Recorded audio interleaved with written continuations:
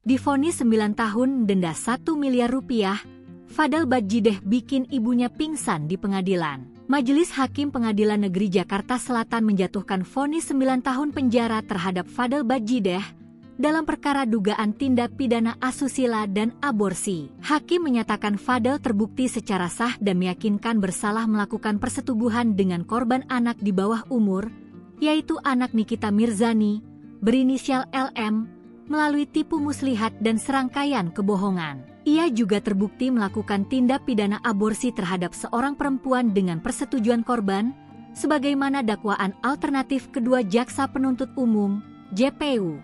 Fadel didakwa pasal 81 ayat 2 Jo pasal 82 ayat 1 Undang-Undang Nomor 35 Tahun 2014 tentang Perlindungan Anak, pasal 77A ayat 1 Undang-Undang Perlindungan Anak, serta pasal 348 KUHP.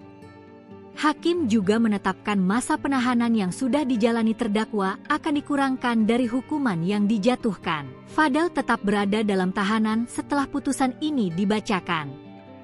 Selain hukuman penjata, majelis hakim juga memutuskan status barang bukti. 1 unit iPhone 14 dirampas untuk dimusnahkan, sedangkan 1 unit iPhone 13 dikembalikan kepada korban. Adapun biaya perkara sebesar Rp5.000 dibebankan kepada terdakwa. Putusan ini diketahui lebih ringan dari tuntutan jaksa, yang sebelumnya menuntut hukuman 12 tahun penjara bagi Fadel. Usai sidang, ibunda Fadel Badjideh, Titin, terlihat pingsan.